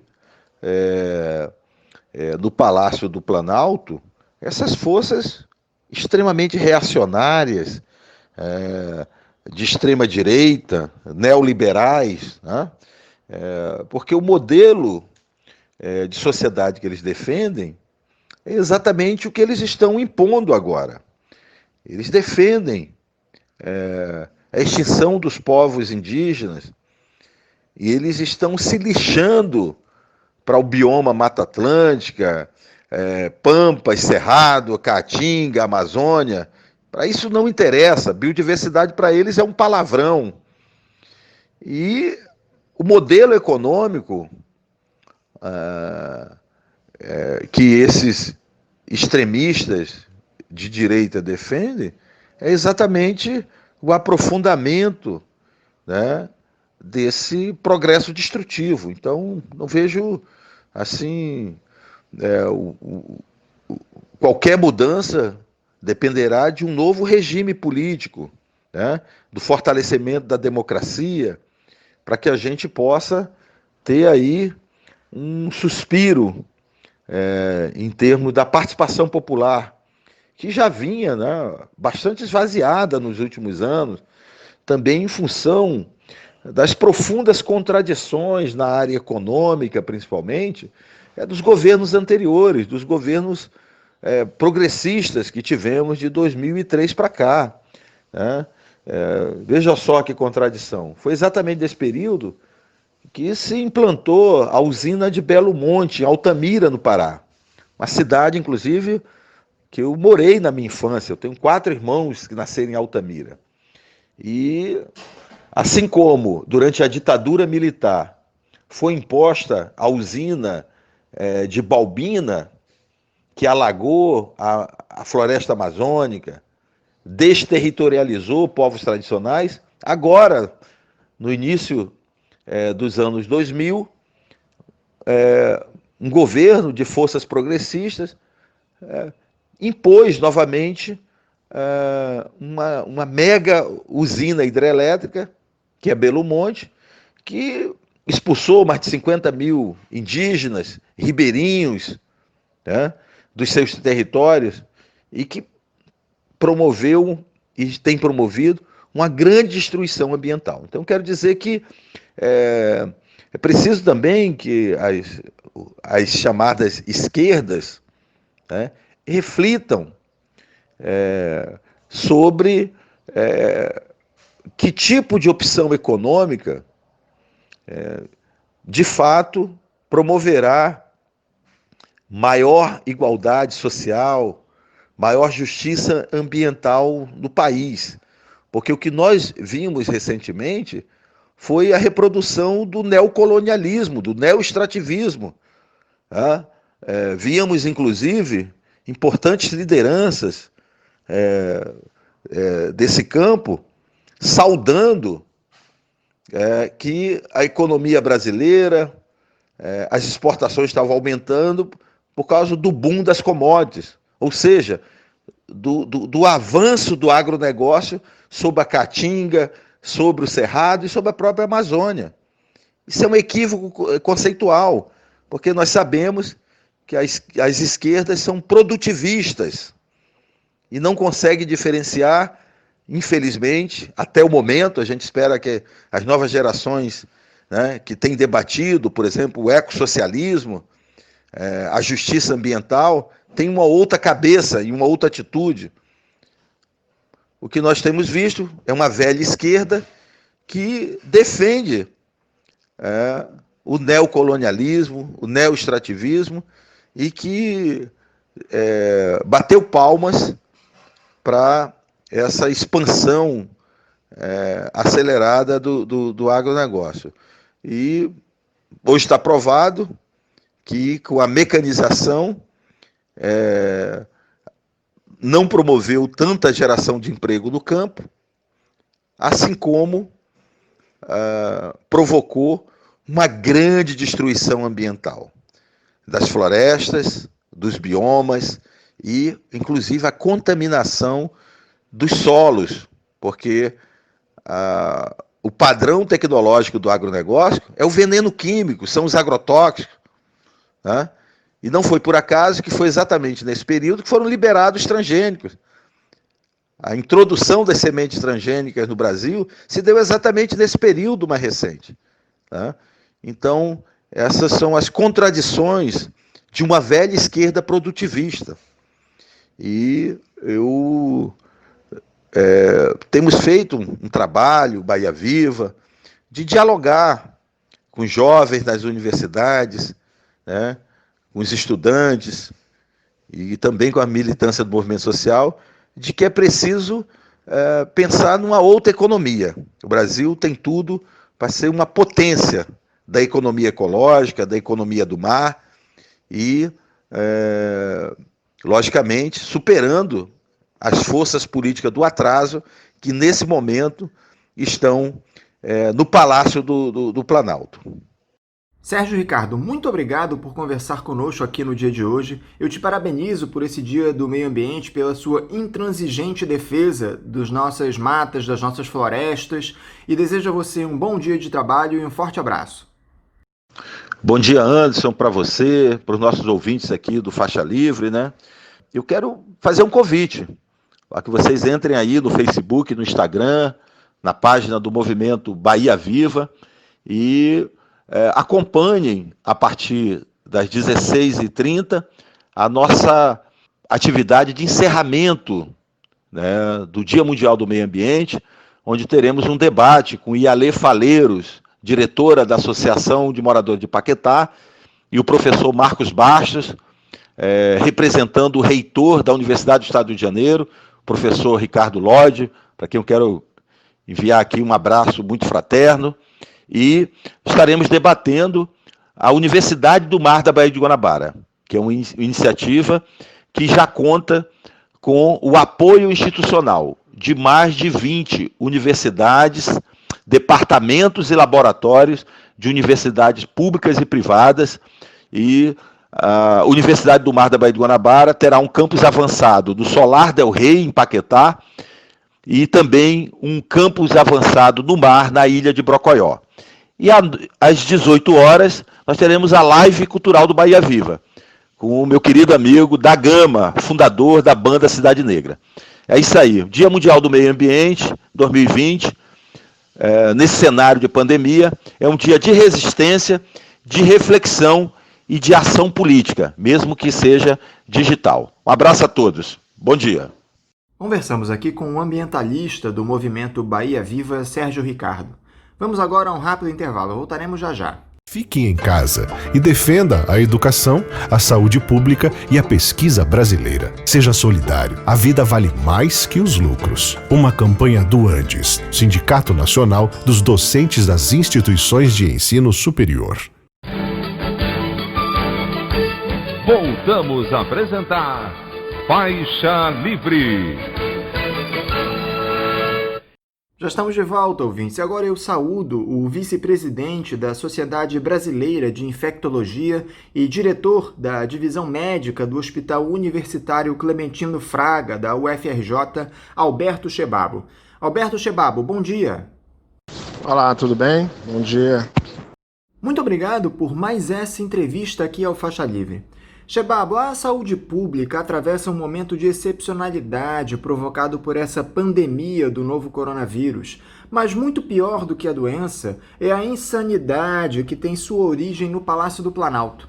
O presidente Jair Bolsonaro segue em seus discursos negacionistas em relação ao coronavírus e continua minimizando o problema no momento em que o país se torna o epicentro das infecções no mundo. Mais de 1.000 brasileiros vão a óbito diariamente por conta da doença e o Sistema Único de Saúde está colapsado por conta da falta de equipamentos e de profissionais. Na última terça-feira, ao lamentar as mortes, o Bolsonaro disse que esse era o destino de todo mundo. Primeiro eu gostaria, Chebabo, que você fizesse uma análise geral a respeito da pandemia neste momento no país. Bom, em relação à pandemia, a gente agora está numa fase ainda de crescimento do número de casos no Brasil.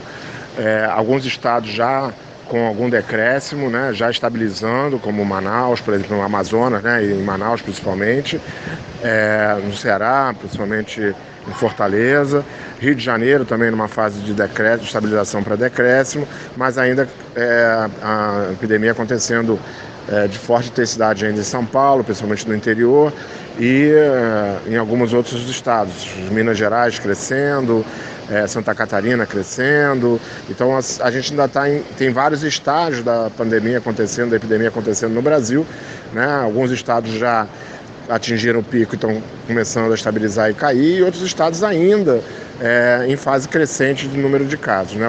O Brasil é um país muito grande e essas diferenças acontecem exatamente por essa dimensão continental que o país tem. Que tipo de influência essas declarações e atitudes do presidente exercem na população brasileira?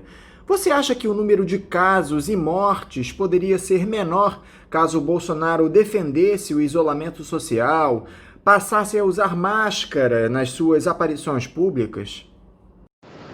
Com certeza, né? Você tem um discurso único, um discurso igual em todo o país, né? Com o comandante do país com um discurso único, né? E não ambíguo, como aconteceu, com o ministro falando uma coisa, o presidente falando outra, os secretários estaduais de saúde, os governadores falando uma coisa e o presidente falando outra, fazendo outra. Isso atrapalha muito, né? O entendimento da população de quais são as medidas que realmente são importantes. Não bastasse a influência retórica do presidente da República, sua atuação no aspecto administrativo é outra tragédia. Essa estratégia de negar a gravidade da doença e admitir soluções milagrosas e sem qualquer comprovação científica, como é o caso do uso da cloroquina, faz com que nenhum profissional que tenha o mínimo de responsabilidade aceite o cargo de ministro da Saúde. Dois deles, Luiz Henrique Mandetta e Nelson Tais, pediram demissão da pasta em um intervalo inferior a um mês. Atualmente, quem ocupa interinamente o ministério é um militar, o general Eduardo Pazuello, que encheu os demais cargos da pasta com oficiais das Forças Armadas. Eu queria saber de você, Chebabo, que tipo de problemas podem acontecer quando você não tem alguém especializado no comando do Ministério da Saúde em um momento tão difícil como esse? Então, esse é um problema grave, né? A gente não ter um Ministério da Saúde coordenando as ações, então cada estado, cada município tem feito as suas atividades, as suas ações, você não tem uma coordenação central, um discurso central. Exatamente pelo país ser um país continental com diferentes estágios de epidemia acontecendo nas diferentes regiões, era muito importante a gente ter uma coordenação central que fizesse com que a gente pudesse ter ações diferenciadas em cada uma dessas regiões. Sem essa coordenação central, as articulações ficam muito diferentes, né, de um local para outro. Cada prefeito, cada governador vai ter uma ação diferente, né, e descoordenada, né? Então, esse é um problema grave que a gente está tendo no país, que é uma falta de um comando central que ajuste essa coordenação.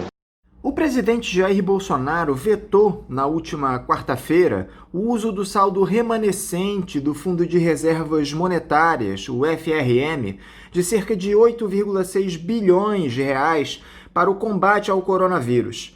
Mas essa atitude do presidente surpreendeu parlamentares que aprovaram no mês passado a utilização desses recursos.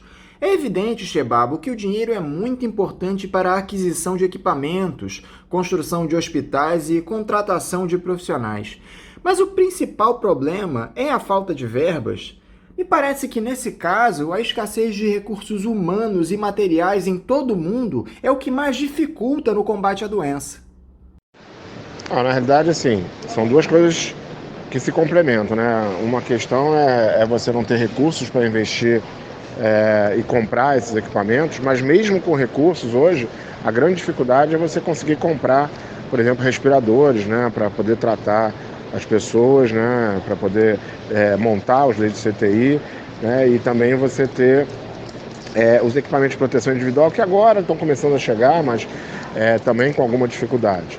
E a outra questão é a ajuda financeira para os estados, que ela é necessária nesse momento de crise, né, e isso dificulta ainda mais a mobilização dos estados em relação a estruturar uma ajuda para a população, né, e o atendimento à população adequadamente, né? Então, a falta de dinheiro ela pode atrapalhar e também a própria falta de material, porque a gente tem uma dificuldade de inovação, de tecnologia, né? Nossa indústria ela não teve a capacidade de responder adequadamente à demanda, principalmente na questão diagnóstica, né? de kits diagnósticos. A gente não tem essa estrutura aqui no país, né? Por uma desestruturação da própria indústria, né? E com isso a dificuldade que a gente vai ter de conseguir resolver os gargalos que aparecem aqui. Eu tenho visto uma série de especialistas dizendo, Chebabo, que a curva de contágio do coronavírus ainda não chegou ao pico no país. Você teria uma previsão para quando isso deve acontecer? Bom, o pico da epidemia deve acontecer ainda esse mês de junho, né, no país, provavelmente no final de junho, quando a gente considera o país como um todo, né? Como eu já tinha colocado, algumas cidades já atingiram esse pico, mas quando a gente considera o Brasil como um todo, é bastante provável que esse pico aconteça no final de junho ou início de julho, e em agosto a gente comece a decrescer o número de casos de uma forma geral, global, no país, né? Então a gente está mais ou menos, quando a gente considera o Brasil como um todo, mais ou menos do meio para a metade final, né, da epidemia. Hoje chega mais ou menos na metade da epidemia no país, já com um decréscimo em algumas cidades, principalmente nas grandes cidades que foram afetadas, como Rio de Janeiro, São Paulo, né? Mas com uma interiorização dessa epidemia, né? Para cidades do interior e para os estados também do interior. Então a gente pega agora já Minas, né? Paraná, Santa Catarina, e mesmo para o sul do país, Rio Grande do Sul, alguns outros estados do Nordeste ainda também com níveis crescentes de casos, como a Bahia. Então, são diferentes estados, isso significa que a gente realmente já passou a epidemia, a fase mais crítica em algumas cidades, mas ainda tem cidades que ainda vão entrar em fase crítica, por isso que a gente está dizendo que a gente está mais ou menos na metade da epidemia.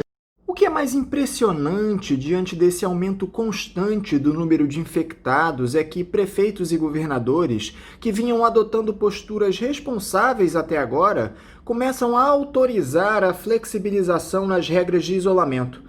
No Rio de Janeiro, o prefeito Marcelo Crivella já autorizou a reabertura de concessionárias de automóveis, de lojas de móveis e decoração, os exercícios no calçadão, esportes aquáticos e continuará flexibilizando gradualmente. O governador de São Paulo tomou a mesma iniciativa. Eles dizem que se baseiam em estudos de especialistas a respeito do tema. Essa reabertura em um momento como esse, Chebabo, é mesmo recomendada? Nós não podemos ter uma explosão ainda mais intensa no número de casos e mortes? Isso pode acontecer, né? Na realidade, a abertura no Rio de Janeiro, ela ainda, se a gente considerar só o calçadão, né, que é o que foi autorizado, não teria problema. O problema maior foi abrir igreja, permitir camelô, né? E isso aumenta a aglomeração nas ruas, isso ainda é muito precoce. A gente ainda está numa fase em que os leitos hospitalares ainda estão começando a diminuir a demanda, né? Mas ainda estão cheios. E realmente a gente pode voltar a ter um aumento do número de casos, né? Isso aconteceu em alguns outros locais que abriram, né? E essa abertura precoce, principalmente em alguns estados, como São Paulo, onde a gente ainda está tendo um aumento do número de casos, isso pode levar a um aumento do número da disseminação, né? E com isso voltar a ter uma onda, voltar a ter um aumento crescente do número de casos detectados e também dos óbitos, né? Então, o ideal é para a gente fazer a abertura, diminuir esse isolamento, é que a gente tenha pelo menos 80% da rede de CTI, dos leitos de CTI, disponíveis para internação e uma taxa de transmissão decrescente, né? Então, que não é o que está acontecendo em vários locais onde já se está pensando em abrir. Em alguns locais ainda numa fase crescente do número de casos, já se pensando em abrir, diminuir o isolamento, né? Enquanto isso, o Rio de Janeiro enfrenta outro problema, já antigo no estado, a corrupção. Esse escândalo envolvendo a organização social IABAS e o ex-subsecretário de Saúde, Gabriel Neves, acabou respingando no governador Wilson Witzel, que chegou a ter policiais federais na porta da residência oficial para fazer buscas de documentos e equipamentos eletrônicos. Como esse tipo de situação, Chebabo, influencia, por exemplo, na atuação dos profissionais que estão na linha de frente do combate à doença? Isso de alguma forma prejudica a ação dos médicos e enfermeiros? Olha, a estrutura desses hospitais de campanha ela tem sido muito criticada pela falta de equipamentos, falta de respiradores, falta de equipamentos de proteção individual, equipamentos de proteção individual, inclusive alguns deles inadequados, né? Falta de medicamentos, e isso dificulta muito o tratamento desses pacientes. São pacientes normalmente muito graves, que necessitam de uma estrutura hospitalar adequada, né? E acaba afastando o profissional de saúde desses locais, né? E a gente acaba tendo uma dificuldade maior ainda em abrir esses leitos pela falta do profissional de saúde, porque ele não quer ir trabalhar no local sem condições, né? E isso diminui a oferta de leitos e faz com que a demanda por leitos hospitalares ela aumente, né? Sem a devida oferta de leitos adequados para internar esses pacientes. Ao invés de ter gastado esse dinheiro todo nos hospitais de campanha, talvez tivesse sido muito melhor equipar os hospitais já existentes que estavam com leitos desativados, reativar leitos que estavam fechados, sairia mais barato e ainda ficariam como legado para a população depois que passasse essa epidemia, né? A grande questão é que todo esse escândalo de desvio de verbas fez com que os hospitais de campanha, prometidos para serem entregues no final de abril, ainda não fossem inaugurados em sua maioria. Apenas a unidade do Maracanã está em funcionamento. Nem mesmo os equipamentos prometidos chegaram. Ao invés de respiradores, a IABAS comprou carrinhos de anestesia. Esses aparelhos servem para o tratamento da Covid-19, Chebabo? Por que a organização social adquiriu esses carrinhos de anestesia? A grande questão dos carrinhos de anestesia, eles até podem ser utilizados para ventilar um paciente, né? Eles são respiradores acoplados normalmente a monitor, tal, que são utilizados durante a anestesia geral, durante a cirurgia. Mas o grande problema deles é que eles são usados para uma cirurgia que dura 4, 6, 8, 12 horas, né? Uma cirurgia que dura mais tempo. A gente sabe que eles funcionam muito bem. A grande questão é saber se esses carrinhos funcionariam durante 2, 3, 4 dias que eu precisasse ventilar esses pacientes. Os pacientes ficam semanas em ventilação mecânica, né? E talvez o carrinho de anestesia não tenha essa capacidade de ventilar ininterruptamente uma pessoa, né? Talvez o problema de não ter adquirido os respiradores foi a dificuldade de encontrar respirador, e acabaram com essa solução de comprar o carrinho de anestesia para substituir os respiradores, pela dificuldade que a gente tem de adquirir hoje respirador no mundo inteiro, né? Na realidade, você não consegue hoje comprar respirador. Esses respiradores já teriam que ter sido programados e adquiridos anteriormente, né? Quando eles assumiram a capacidade, que iriam construir um hospital de campanha, eles já deveriam saber que eles precisariam ter os respiradores.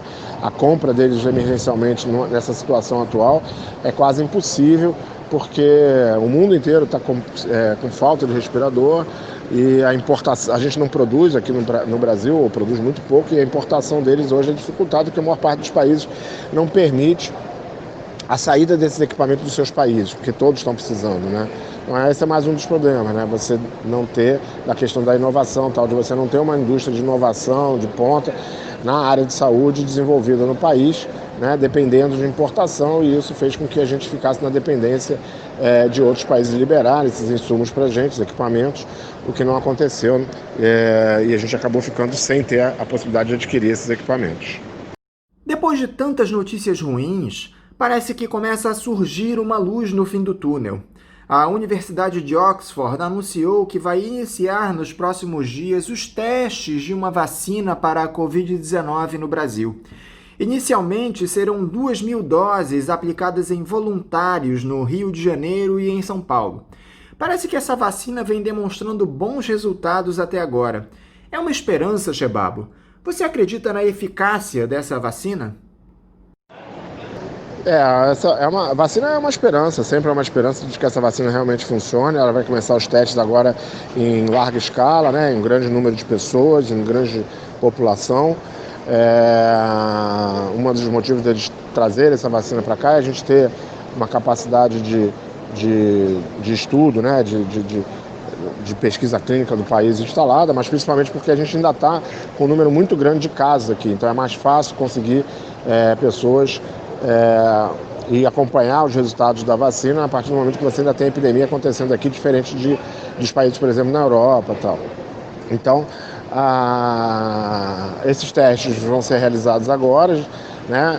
Nessa fase, você aplica a vacina e compara com quem não se vacinou, né? E vê se essas pessoas vão ficar realmente protegidas. Avalia também a possibilidade de ter ou não eventos adversos relacionados à vacina, né? Quando você faz isso num grande número de pessoas, você consegue avaliar melhor essa questão dos eventos adversos e mesmo a resposta, né, a essa vacina, né? E isso vai provavelmente durar, né, esse estudo alguns meses, né? Você precisa de acompanhamento de alguns meses, né? E se tudo der certo, é possível que em alguns meses, ou provavelmente um ano e pouco, a gente tenha uma vacina para começar a produção e para começar a ser distribuída, né? Produzida e distribuída. Acredito que é uma esperança, mas eu não acredito que uma vacina esteja em nível de distribuição mundial para aplicação antes de um ano e meio, a partir de agora, né? A partir desse início dos testes. É o tempo que a gente vai ter que esperar para a gente poder ter essa vacina disponível para a gente poder utilizar. Caso seja comprovada a eficácia, como se daria a produção em larga escala, Shebabo? Quanto tempo demoraria para essa vacina chegar aos países mais afetados pela doença? Aliás, em quanto tempo é possível se confirmar a eficácia desse tipo de vacina?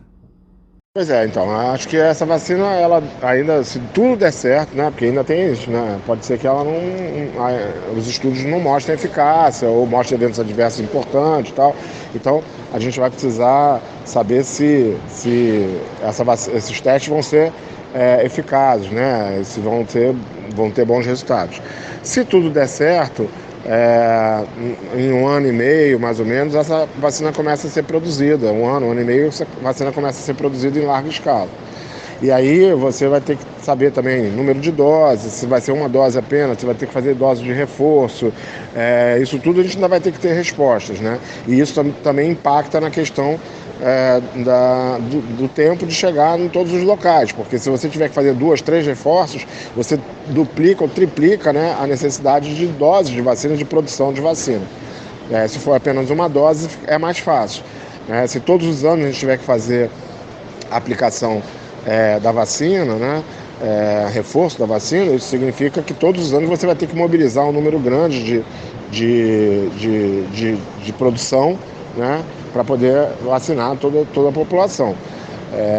E aí vai depender também da estratégia da empresa, né, em conseguir produzir, né, em larga escala essa vacina, se é que é possível, né, porque às vezes é uma tecnologia que você não consegue fazer uma quantidade muito grande de doses.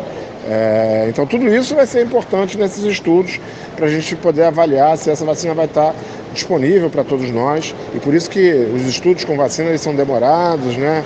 E a gente, apesar de ser uma esperança, a gente não considera que isso é uma solução a curto prazo, é uma solução a médio prazo que vai chegando, principalmente nos países mais desenvolvidos, que são os que vão produzir e financiar esses estudos da vacina, até que consiga chegar nos demais países aqui da América do Sul, da África e tal, né, que normalmente recebem o excedente, né, quando você já não tem mais a necessidade de distribuição da vacina nesses outros países, é que elas chegam para os países daqui da América do Sul. Então, vamos ver como é que vai ser esses estudos, vamos ver como é que vai ser essa resposta, para a gente poder ter uma avaliação melhor daqui a alguns meses. Eu ouvi que os Estados Unidos, sem mesmo saber da eficácia total da vacina, já teria comprado 350 milhões de doses. Fica complicado competir com o poderio econômico dessas superpotências. A OMS não poderia intervir nesse tipo de situação? Na realidade, os Estados Unidos ele está financiando o estudo, né? Na realidade, ele deu dinheiro, né, para desenvolvimento dessa vacina, já reservando, a partir desse valor que ele está financiando, um número de doses que ele considera necessário para vacinar a população dele. Existem vários produtores, né, vários grupos estudando vacinas, não é só um único grupo, né? Então a gente vai ter alguns grupos desenvolvendo essas vacinas. A gente espera que vários desses grupos sejam eficazes em conseguir desenvolver essa vacina adequadamente, e provavelmente a gente vai ter a distribuição e a produção dessa vacina por mais de um produtor, né, por mais de um grupo. Agora, claro que a OMS deveria entrar, né, tentando distribuir principalmente para aqueles países mais pobres, mas lembrando que o Brasil não é considerado dentro do rol dos países pobres pela Organização Mundial de Saúde como sendo um desses países, né? Normalmente são os países da África, né, que têm muito mais dificuldades, né, que são considerados os países que necessitam de ajuda humanitária, né? O Brasil ele não é considerado dentro do rol tanto da OMS, né, quanto das Nações Unidas, né, quando você coloca lá no Fórum Econômico, tal, como um dos países que necessita de ação humanitária. Então esse é um dos problemas. A gente tem que estar junto nessa pesquisa, né, para que a gente também tenha a capacidade de receber essas vacinas precocemente junto com os demais países. Alberto Chebabo, muito obrigado por essa importante entrevista aqui para nós no Faixa Livre. Eu desejo a você um bom final de semana e deixo aqui o meu abraço. Obrigado, eu que agradeço, um abraço, e a gente está à disposição para uma próxima oportunidade. Um abraço.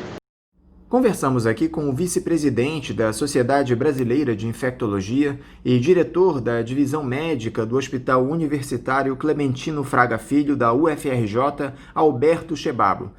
Vamos encerrando agora o programa de hoje, desejando a vocês um ótimo final de semana, e na próxima segunda-feira, às 9 da manhã, estaremos aqui na Rádio Bandeirantes para mais uma edição do Faixa Livre. Um abraço a todos e até lá!